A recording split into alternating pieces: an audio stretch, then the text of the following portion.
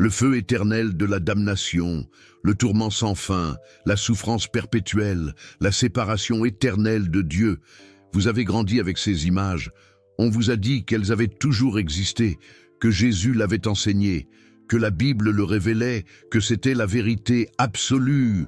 Spinoza a découvert quelque chose de différent.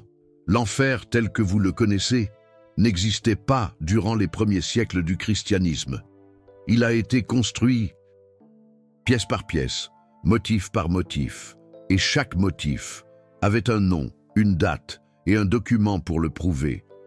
Aujourd'hui, vous allez découvrir les 5 raisons spécifiques qui ont conduit l'Église à inventer la doctrine de l'enfer éternel. Ce ne sont pas des théories, ce sont des faits historiques, documentés, avec les noms de ceux qui ont décidé, les dates auxquelles cela s'est produit, et les archives expliquant pourquoi ils l'ont fait. Et lorsque vous comprenez pourquoi ils l'ont inventé, vous cessez de craindre ce qui a été créé pour vous contrôler. Vous ressentez cette peur, cette anxiété concernant ce qui se passe après, ce poids, cette impression que vous n'êtes peut-être pas assez bon, qu'une erreur peut coûter l'éternité, que Dieu attend pour vous punir sans fin. Vous n'êtes pas seul dans cette peur. Des milliards la portent. Et c'est précisément pour cela que cela fonctionne si bien. Car la peur de l'enfer n'est pas un accident. Ce n'est pas un effet secondaire d'une doctrine théologique. C'est la fonction principale. Elle a été conçue spécifiquement pour créer la peur. Et Spinoza a découvert exactement quand, comment et pourquoi. Ce que vous êtes sur le point de voir ne va pas seulement vous informer, cela va vous libérer, parce qu'une fois que vous comprenez que l'enfer a été construit pour des raisons politiques et financières, et non par des révélations divines, quelque chose change, la peur perd de son pouvoir, la menace perd son autorité, et vous réalisez que vous avez été contrôlé par quelque chose que des hommes ont créé dans des salles feutrées, pas par une vérité éternelle révélée par Dieu. Motif numéro 1, contrôler le comportement sans violence visible. En 380 après Jésus-Christ, l'empereur Théodose fait du christianisme la religion officielle de l'Empire romain. Soudain, l'Église n'est plus persécutée, elle a le pouvoir. Mais avec le pouvoir vient un problème. Comment contrôler 50 millions de personnes, réparties sur des territoires géants? L'Empire utilisait la violence, des soldats, des exécutions publiques, la peur visible d'une punition terrestre. L'Église avait besoin de quelque chose de différent, de plus efficace, de plus permanent, quelque chose qui contrôlerait non seulement les actions, mais aussi les pensées. Non seulement pendant la vie, mais au-delà, et ils l'ont trouvé, la peur d'une punition éternelle invisible. Spinoza a retrouvé les documents. Avant le IVe siècle, le christianisme avait de multiples visions de l'au-delà, l'anéantissement, la purification temporaire, la restauration universelle, le sommeil jusqu'à la résurrection. Aucune doctrine dominante unique de tourment éternel conscient. Augustin d'Hippone a changé cela. Entre 410 et 430 après Jésus-Christ, il a écrit abondamment sur l'enfer éternel. Son œuvre, La Cité de Dieu, écrite entre 413 et 426, consacre des livres entiers à ce thème. Plus précisément, les livres 21 et 22 décrivent dans des détails graphiques la souffrance éternelle. Et le plus révélateur, Augustin admet qu'il est en train de construire cette doctrine. Dans l'une de ses rétractations, il écrit que sa vision de la punition éternelle a évolué tout au long de sa vie. Au début, il avait des doutes, mais ensuite, il a réalisé la nécessité politique. Dans une lettre à l'évêque Jérôme, conservée dans les archives du Vatican et disponible dans Patrologia Latina, volume 33, Augustin écrit « Si les gens ne craignent pas la punition éternelle, qu'est-ce qui les empêchera de pécher librement? La menace de mort terrestre n'est pas suffisante, car beaucoup acceptent le martyre. Mais la menace d'un tourment sans fin, dont il n'y a aucun échappatoire, même à travers la mort. contrôle même les pensées les plus secrètes. Et dans une autre lettre, celle-ci à Vincent, il est encore plus direct. Nous devons utiliser la peur pour ramener les brebis égarées au troupeau. La terreur de la punition éternelle est un remède amer, mais nécessaire pour le salut des âmes et pour l'ordre de la société chrétienne. C'est documenté, conservé, traduit.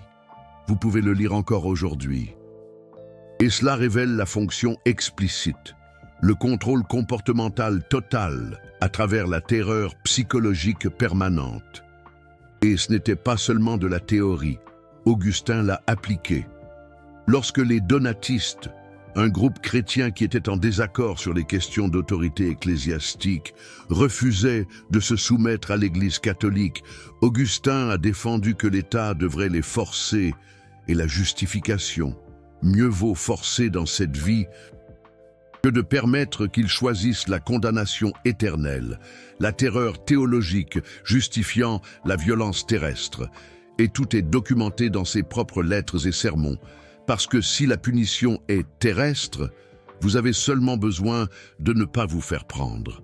Mais si la punition est éternelle et que Dieu voit tout, vous vous polissez constamment.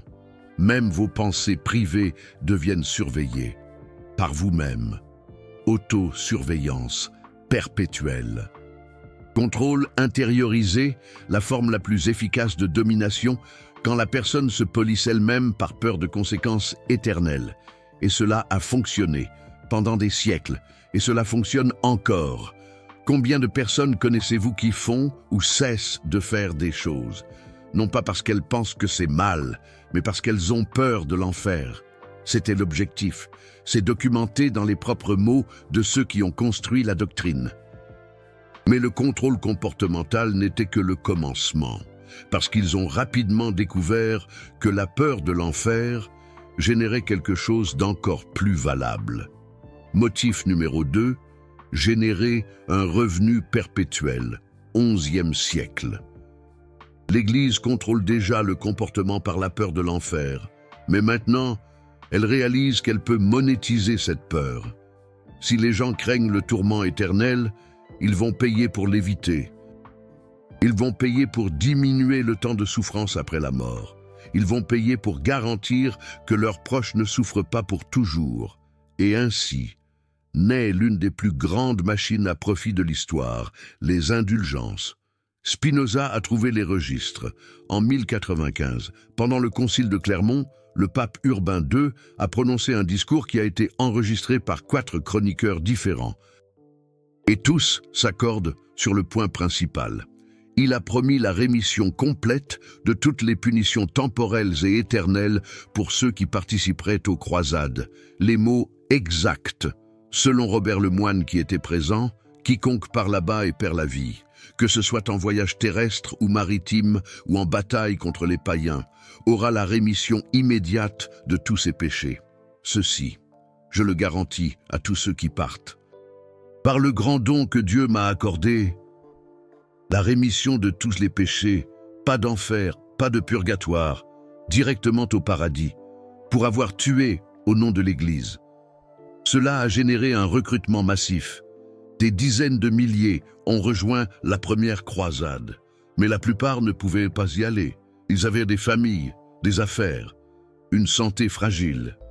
Ils étaient âgés ou des femmes. Alors, l'Église, dans sa miséricorde infinie, a offert une alternative. Payez, donnez des terres équivalentes au coût d'aller à la croisade. Construisez une église, financez des chevaliers pour qu'ils aillent à votre place et recevez la même rémission. C'est documenté dans des bulles papales conservées. Innocent III, en 1213, a formalisé cela dans la bulle Quia Maior. Vous pouvez littéralement acheter le même pardon qu'un croisé gagne en risquant sa vie. Ce n'est pas de la spéculation. C'est une transaction enregistrée, tarifiée, officialisée, et ce n'était que le commencement du système de monétisation de la peur. En 1184, l'Église formalise une autre doctrine lucrative, le purgatoire, une étape intermédiaire de purification avant le ciel. moins terrible que l'enfer, mais toujours une souffrance intense pour une durée indéfinie. Et la génialité, vous pouvez diminuer le temps de vos proches au purgatoire. Comment? En payant des messes. Des prières, des indulgences. Grégoire IX, en 1234, codifie cela officiellement dans les décrétales, une collection de lois canoniques qui devinrent la base du droit ecclésiastique. Et là, dans un langage juridique précis, il établit un système d'équivalence, des tableaux de prix.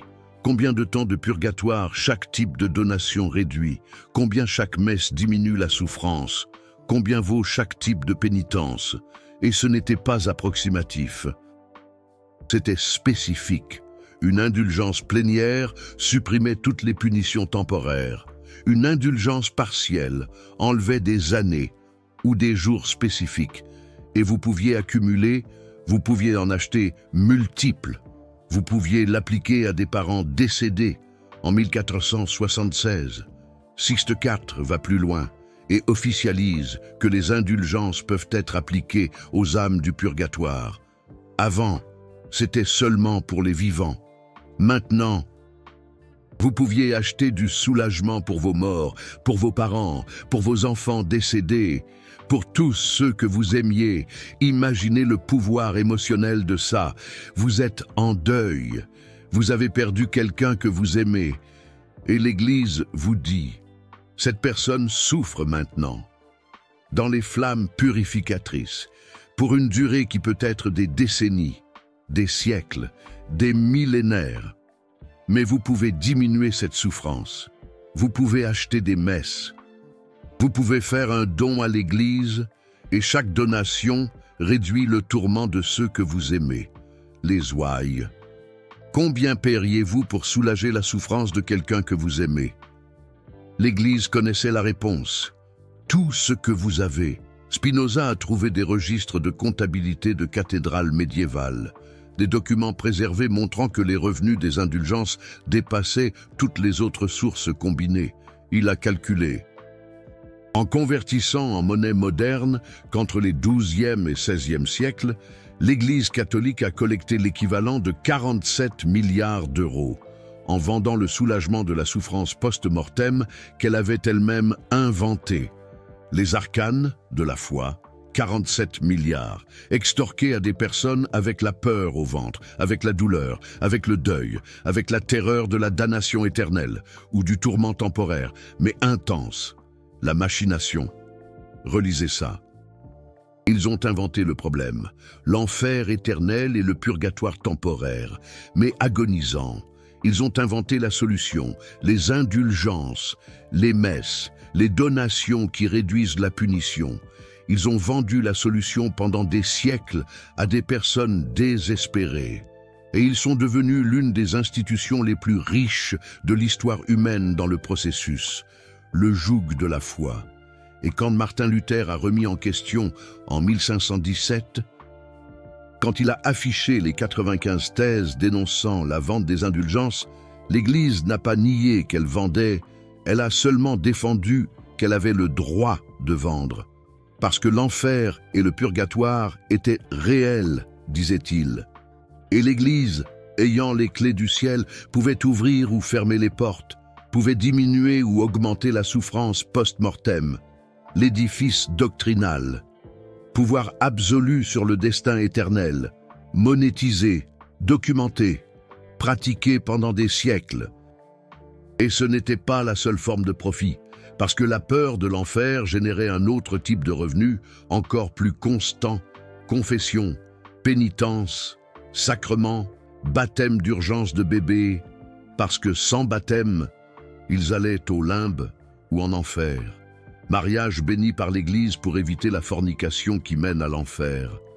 Extrême onction pour garantir qu'on ne meurt pas en péché mortel. La curie romaine.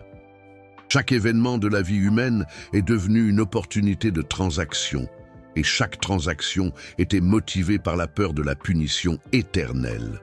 Spinoza a documenté 17 types différents de taxes prélevées par l'Église médiévale. toutes justifiées comme nécessaires pour éviter ou diminuer la souffrance éternelle. Le motif, ce n'était pas à propos du salut des âmes, c'était à propos de l'extraction de richesses, en utilisant la peur comme levier. Mais il y avait plus, parce que tout le monde n'avait pas peur. Certains questionnaient, certains investiguaient, certains découvraient des contradictions. Et pour cela, l'Église avait besoin de la troisième raison. Raison numéro 3, silencer les dissidents à travers une menace absolue. Année 553, Concile de Constantinople. Et là, 300 ans après sa mort, ils anathématisent Origène. Ils condamnent qui enseigne l'apocatastase, la doctrine selon laquelle, éventuellement, tous seront restaurés à Dieu. Pourquoi? Origène était mort depuis des siècles. Il n'était pas une menace politique. Il ne menait pas de révolte. La menace était idéologique. Parce que si tous se sauvent éventuellement, questionner l'Église n'a pas de conséquences éternelles. Être en désaccord avec les dogmes ne résulte pas en tourment perpétuel.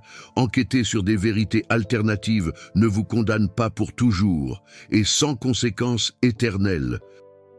La dissidence devient possible. Le questionnement devient SR. L'investigation devient permise, inacceptable pour une institution construisant un monopole sur la vérité. Spinoza a trouvé les registres du Concile, et il y a une phrase révélatrice dans le procès-verbal, écrite par le secrétaire: « Ceux qui enseignent le salut universel suppriment la peur qui maintient l'ordre. Sans enfer éternel, il n'y a pas de punition adéquate pour l'hérésie. » C'est écrit, documenté, préservé. Ce n'était pas à propos de théologie. C'était à propos de maintenir les dissidents sous contrôle, à travers la menace maximale possible, le tourment sans fin. Et cela a fonctionné pendant des siècles. Combien de penseurs n'ont pas publié leurs découvertes par peur de l'Inquisition? Combien de scientifiques ont caché des vérités parce que questionner le dogme de l'Église pouvait coûter non seulement leur vie terrestre, mais leur âme éternelle? Giordano Bruno, philosophe et astronome, a proposé que l'univers est infini et qu'il existe d'innombrables mondes habités. Hérésie.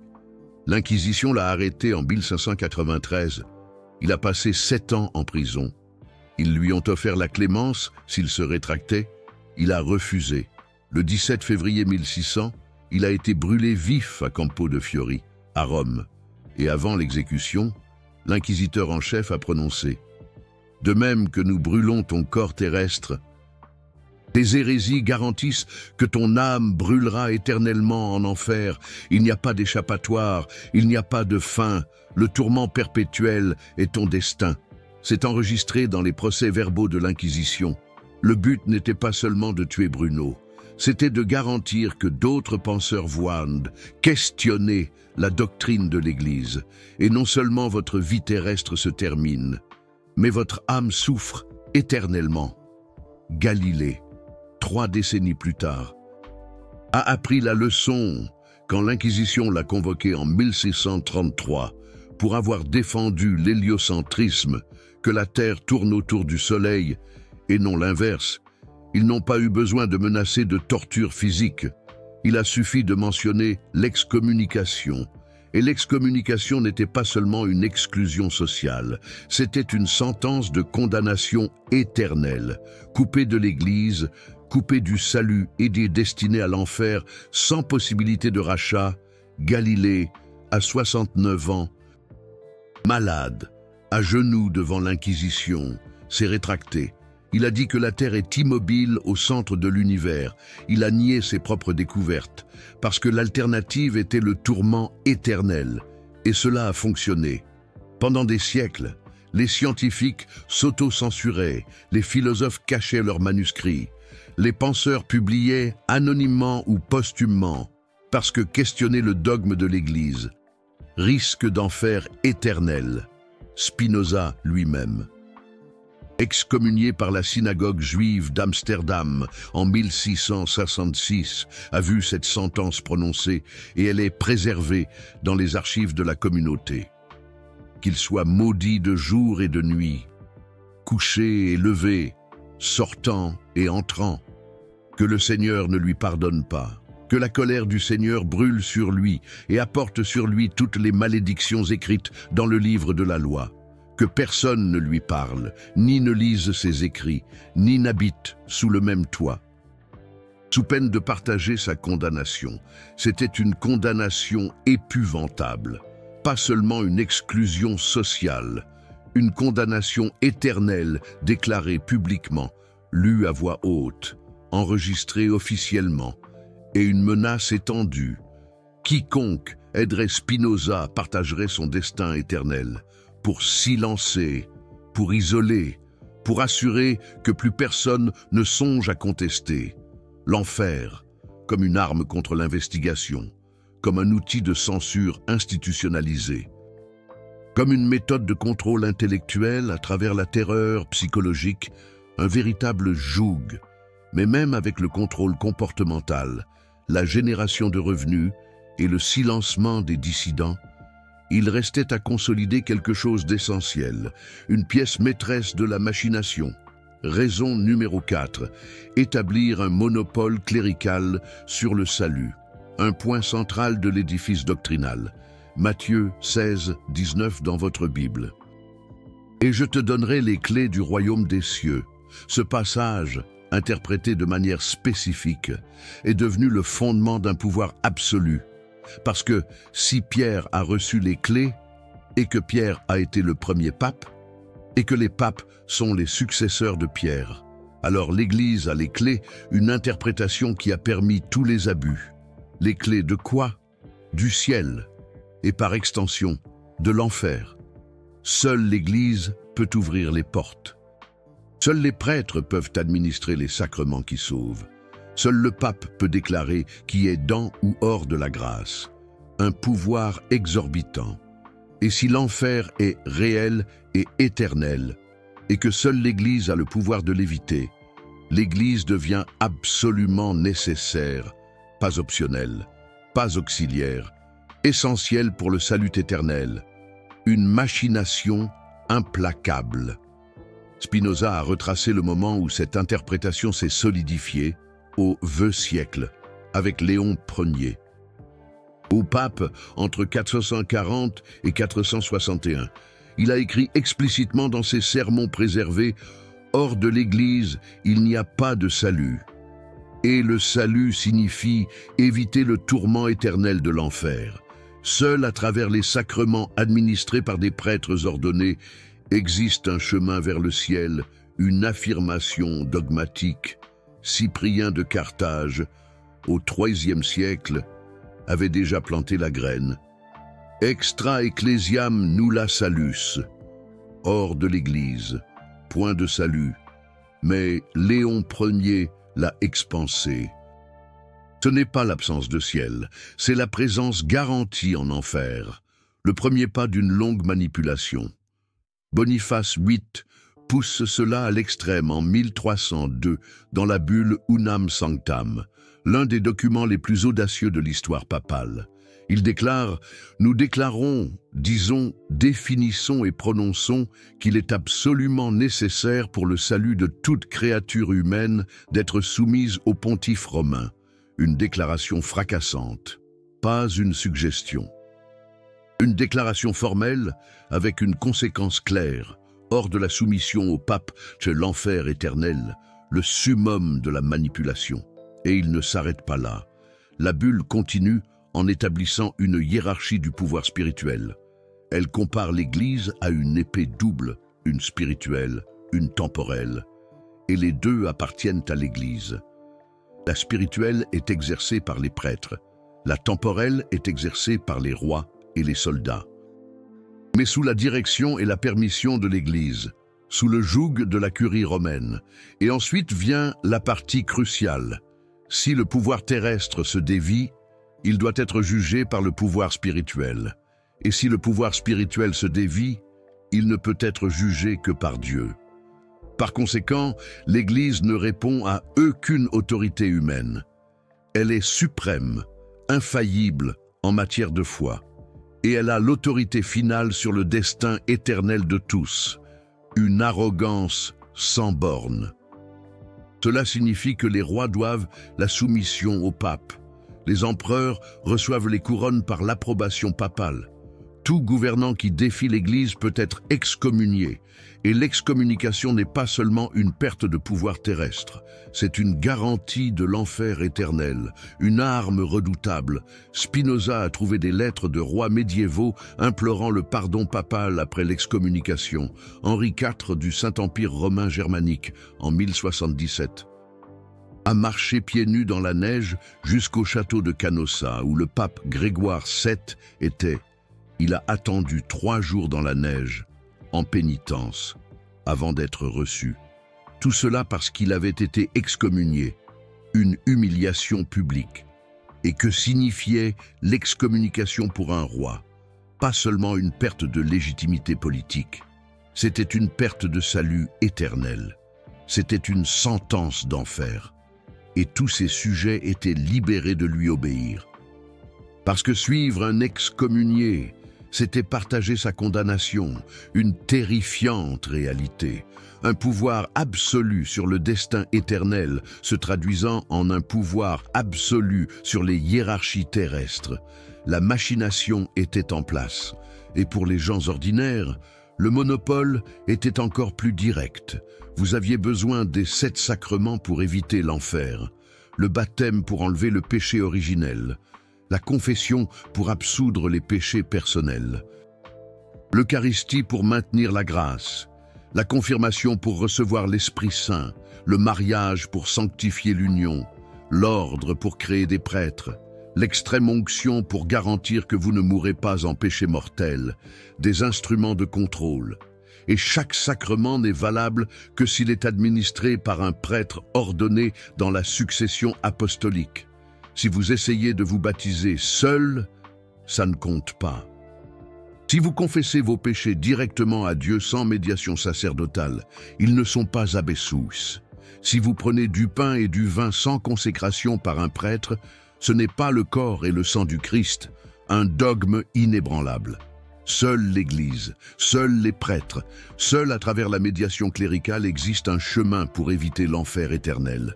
Le prix à payer pour rassurer les ouailles, cela crée une dépendance totale.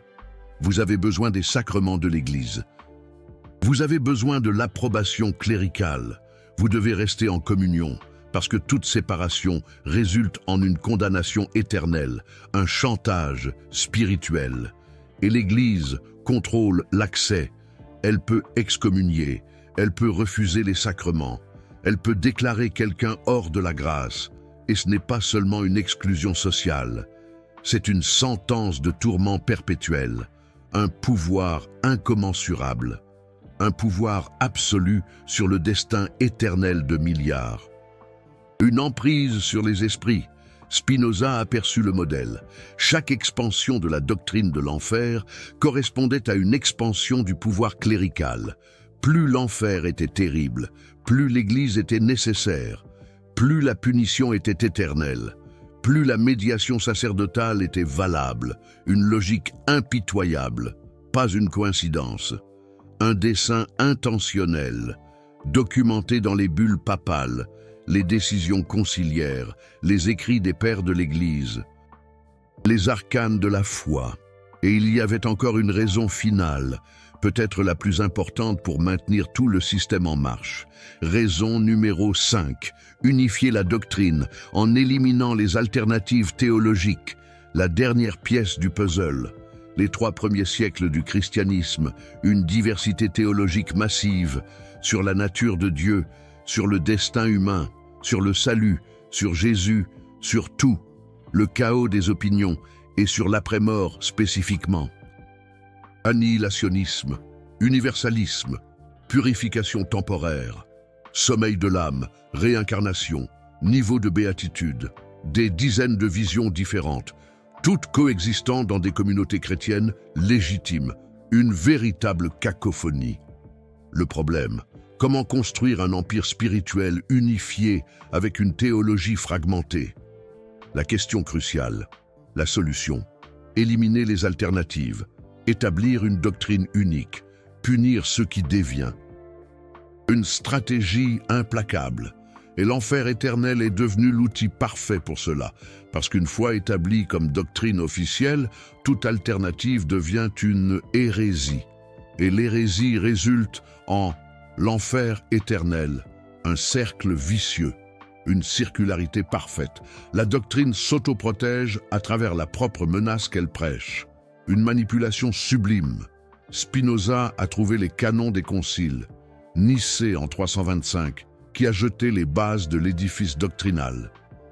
Constantinople en 381 et 553, Chalcédoine en 451, chaque concile éliminant des alternatives, chaque concile réduisant ce qu'il était permis de croire, chaque concile utilisant la menace de la damnation éternelle pour forcer la conformité. Le joug s'abattait. Le concile de Constantinople en 553, canon 9. Si quelqu'un dit que la punition des démons et des impies est temporaire et aura une fin, qu'il soit anathème, maudit, coupé, condamné éternellement. La sentence tombe, mais il n'y a pas eu que Origène. Spinoza a découvert une liste complète de doctrines alternatives qui ont été systématiquement éliminées. Les arcanes se dévoilent. En l'an 543, le synode de Constantinople a condamné l'apocatastase, la restauration universelle. Il a déclaré qu'il était hérétique de croire que tous finiraient par se réconcilier avec Dieu. La punition, l'excommunication et la confiscation des biens, l'intimidation se précise. En l'an 561, le concile de Braga a condamné l'annihilationnisme, la croyance que les impies cessent simplement d'exister au lieu de souffrir éternellement. Le résultat? La destruction par le feu des livres enseignant cette doctrine, le savoir alternatif, réduit en cendres. En l'an 1215, le 4e concile de Latran a officiellement établi que la punition infernale est éternelle et corporelle après la résurrection.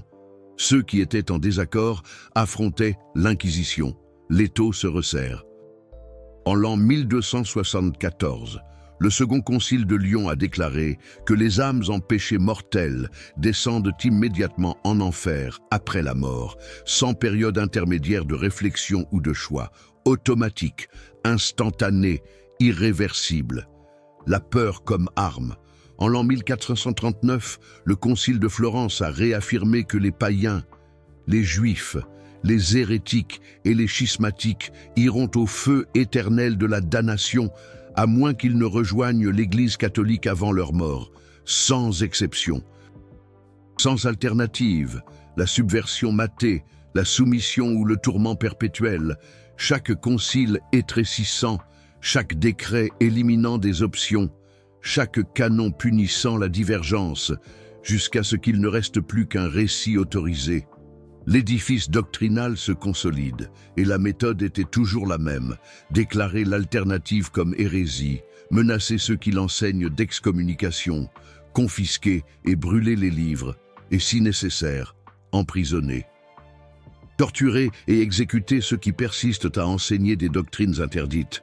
Les machiations se succèdent. Le registre le plus choquant que Spinoza a trouvé fut celui du concile de Tolède, en 633. Là, ils ont décrété que les évêques qui enseigneraient le salut universel devraient être démis de leurs fonctions et excommuniés. Et voici la partie révélatrice. Le procès-verbal du concile explique pourquoi. Citation directe. Si le peuple croit que tous finissent par être sauvés, il n'y aura pas d'urgence à obéir aux commandements de l'Église, ni d'incitation à faire des dons pour des œuvres pieuses, ni de terreur qui empêche le péché public. La doctrine de la restauration universelle, bien qu'elle puisse paraître miséricordieuse, détruit en pratique la discipline ecclésiastique et l'ordre social. La curie romaine démasquée. C'est écrit, préservé, traduit en plusieurs langues. Ils ne disent pas que le salut universel est bibliquement incorrect. Ils disent que c'est socialement déstabilisateur, que cela nuit à la discipline, que cela supprime l'incitation à obéir et à faire des dons. La stratégie se révèle. Une admission explicite que la doctrine de l'enfer éternel sert une fonction de contrôle social et non une vérité théologique, la vérité étouffée. Ils ne pouvaient tolérer la croyance au salut universel parce que cela défiait tout le système. Cela défiait le pouvoir clérical de sauver. Cela défiait la génération de revenus par la peur. Cela défiait le contrôle comportemental. Cela défiait le silence des dissidents, une puissance absolue. Alors, ils ont éliminé, systématiquement, pendant des siècles, concile après concile, décret après décret, jusqu'à ce qu'une seule version domine.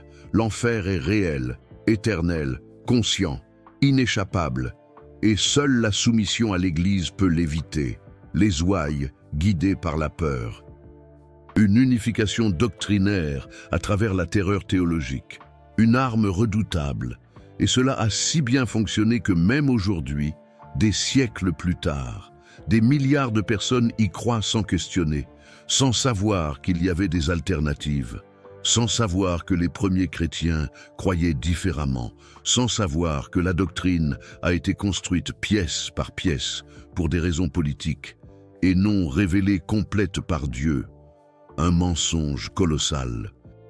Maintenant, vous avez vu les cinq raisons documentées, 5 motivations politiques et financières, 5 étapes de construction d'une doctrine qui a façonné des civilisations entières par la peur, les piliers de la machiation, contrôle comportemental, génération de revenus, silence des dissidents, monopole clérical, unification doctrinale.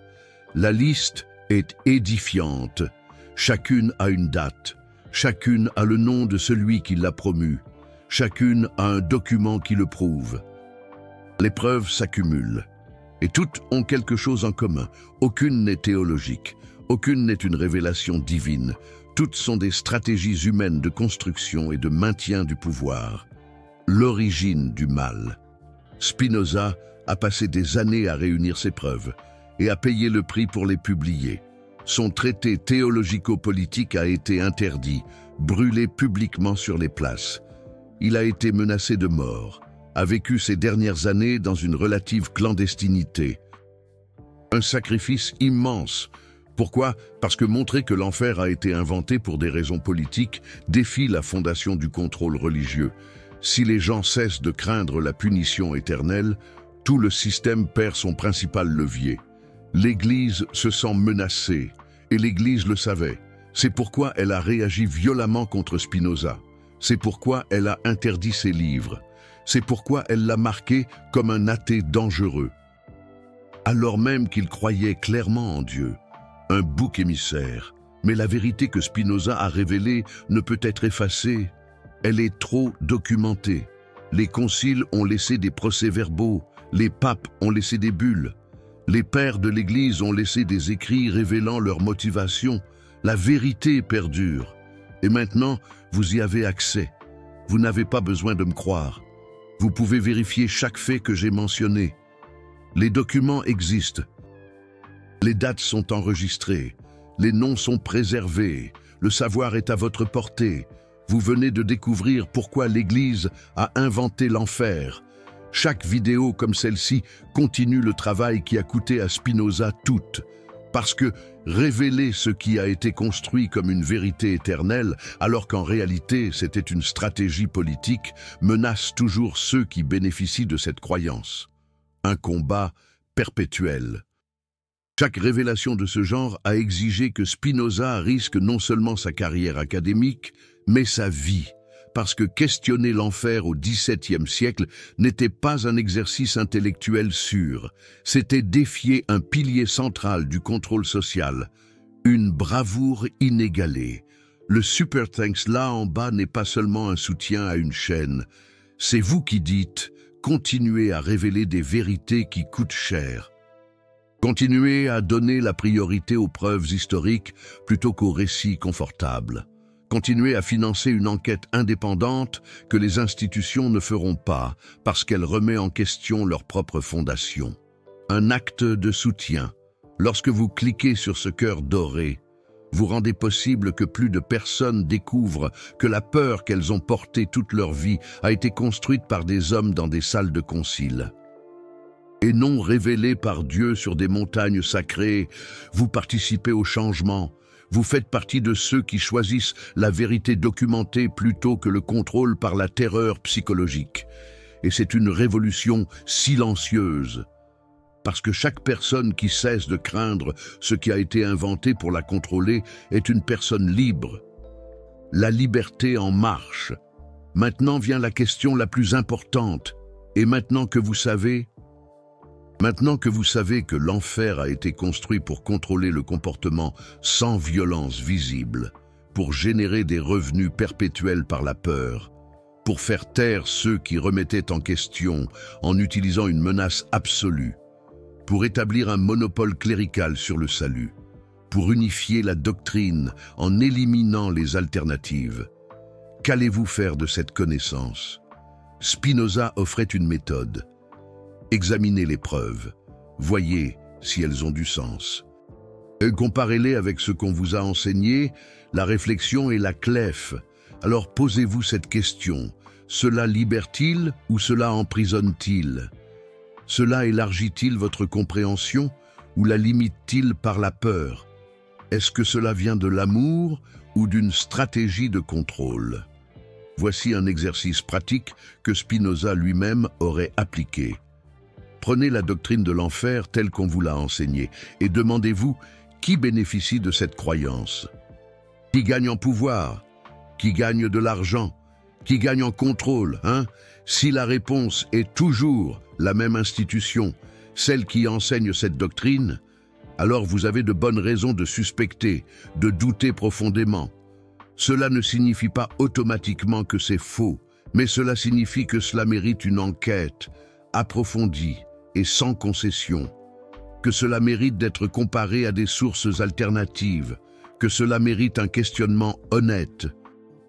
Et lorsque vous enquêtez, vous découvrez ce que Spinoza a découvert. Les preuves historiques montrent une construction graduelle, pas une révélation soudaine. Elles montrent des motifs politiques et non une inspiration divine. Elles montrent une évolution stratégique et non une vérité éternelle immuable qui serait tombée du ciel.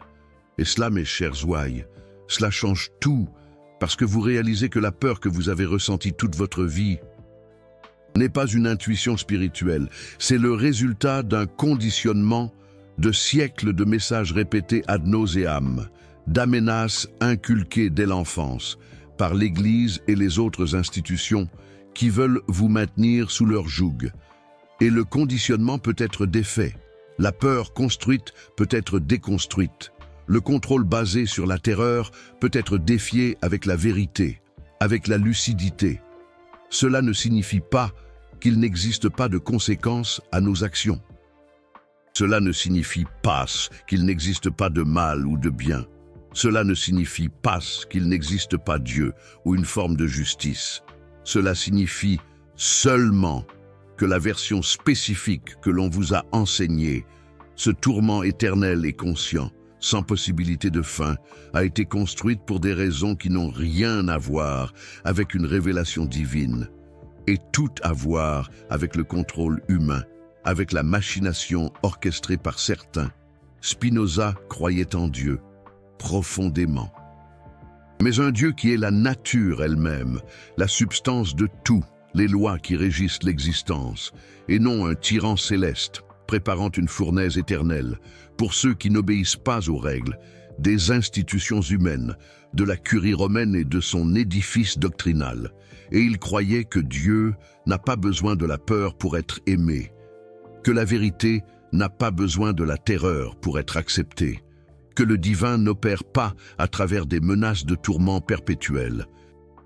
Alors, voici l'invitation. Ne jetez pas votre spiritualité. Ne rejetez pas le divin, mais examinez si ce que vous appelez foi est réellement une connexion avec le transcendant ou la peur d'une punition, créée par des hommes qui avaient tout intérêt à vous contrôler, à maintenir leur pouvoir, à préserver les arcanes de leur domination. Enquêtez sur les 5 raisons que je vous ai montrées. Vérifiez si les documents existent. Vérifiez si les dates correspondent. Vérifiez si les motifs ont du sens. Et ensuite, tirez vos propres conclusions. Non pas basées sur ce qu'Augustin d'Hippone a écrit au 5e siècle pour contrôler les masses, non pas basées sur ce que les papes ont décrété pour consolider leur pouvoir, non pas basées sur ce que les conciles ont voté pour unifier la doctrine et imposer leur joug, mais basées sur ce qui fait sens. Lorsque vous enquêtez vraiment, lorsque vous utilisez la raison, lorsque vous cessez d'accepter par peur et que vous commencez à examiner par curiosité honnête, et lorsque vous faites cela, quelque chose d'extraordinaire se produit. La peur perd son pouvoir, parce que vous réalisez qu'elle a été construite. Et ce qui a été construit peut être déconstruit. Ce qui a été appris peut être désappris. Ce qui a été inculqué peut être remis en question, et même rejeté. Les 5 raisons sont documentées. Les conciles ont laissé des traces. Les bulles papales existent, les lettres d'Augustin ont été préservées, les canons qui ont condamné l'universalisme sont disponibles et consultables. Tout ce que j'ai dit peut être vérifié. Et lorsque vous vérifiez, vous confirmez. Parce que ce n'est pas une théorie, c'est de l'histoire, documentée, enregistrée, préservée malgré les tentatives de la curie romaine pour la cacher. Et maintenant, vous savez que l'enfer a été inventé. Vous savez quand. Vous savez comment, vous savez pourquoi. Vous savez qui a décidé. Vous savez combien ils ont engrangé de richesses. Vous savez qui ils ont réduit au silence. Vous savez quel pouvoir ils ont consolidé sous le couvert de leur édifice doctrinal et de leur machination. La question est, qu'allez-vous faire en le sachant? Continuerez-vous à craindre ce qui a été construit pour vous contrôler? Ou enquêterez-vous plus profondément pour trouver des vérités qui libèrent? Au lieu d'emprisonner par la terreur qui brise le joug, laquelle des 5 raisons vous a le plus révolté? Celle qui a utilisé la peur pour contrôler le comportement, sans avoir besoin de violence visible? Celle qui a monétisé cette peur, en générant 47 milliards d'euros, en vendant un soulagement d'une souffrance inventée? Celle qui a réduit au silence des penseurs et des scientifiques, en utilisant la menace du tourment éternel? Celle qui a établi un monopole clérical sur le salut, rendant l'Église absolument nécessaire? Ou celle qui a éliminé systématiquement toutes les alternatives théologiques pour forcer l'uniformité et étouffer toute pensée divergente? Commentez celle qui vous a le plus affecté, et pourquoi. Et si vous enquêtez sur l'une de ces raisons par vous-même, revenez et partagez ce que vous avez découvert. Parce que l'enquête ne se termine pas ici. Chaque personne qui vérifie ajoute une confirmation supplémentaire. Chaque document lu ajoute une preuve supplémentaire. Chaque vérité découverte ajoute plus de liberté pour se libérer des arcanes et de la machination.